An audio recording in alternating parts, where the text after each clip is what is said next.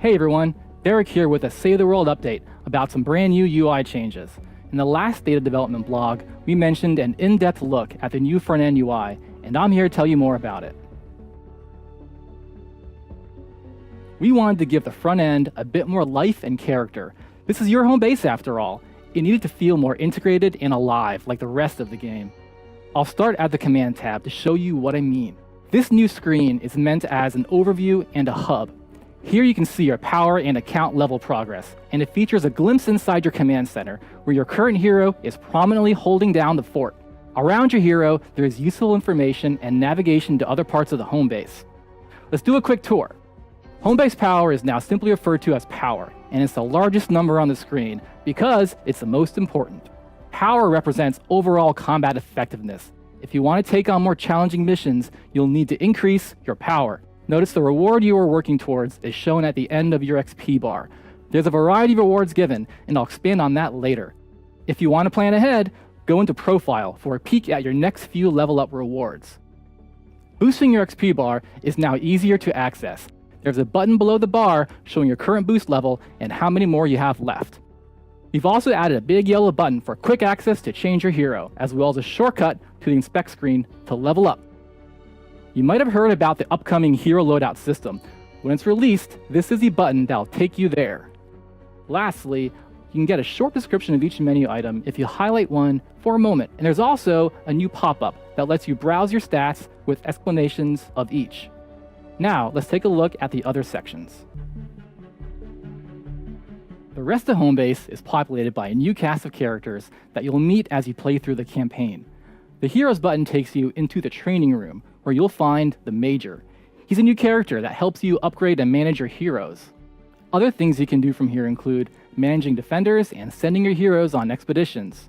By the way, you no longer need to pre-slot defenders in the front end.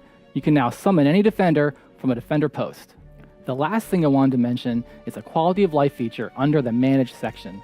This familiar screen has new buttons that let you quickly change between schematics, heroes, and everything else. Let's take a look at how we use survivors.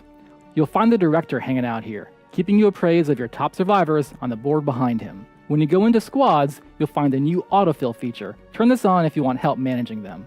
The game will do its best to automatically fill your squads with your most powerful survivors. You can always turn it off and take control if you want to maximize them yourself. By the way, don't forget to check out the new help page for tips on how to match squad members. The Upgrades room is another new Homebase addition, and it's where you'll find Kevin. This is where you spend upgrade points earned by leveling up during missions. There's 2 tabs worth of choices here. The first is all about your gadgets, and the other, Tools, is where you can increase the size of your backpack, improve your trusty pickaxe, and other similar things. If you want to plan ahead, you should try out the Preview button. This handy feature lets you flip through each level of your gadget and tool expansions. Next, let's take a look at Lars's research room. Research points generate like they used to, and are automatically collected when you enter the room. From here, you can spend your research points to boost the fort stats of your choice. The research lab will get more efficient over time and generate points faster and storing more. Plus, you'll get an extra bonus when you fill a fort meter.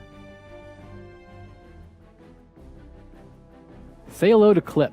She runs the armory. She's your weaponsmith and keeps a representation of your most powerful schematics on display. The armory remains the place where you can access your schematics, backpack, storage, and resources. From here, you can also get to the collection book and transform.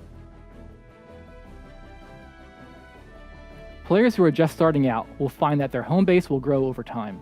Some of the people and places won't be there from the get-go. Don't worry, you'll unlock them as you progress in the main campaign.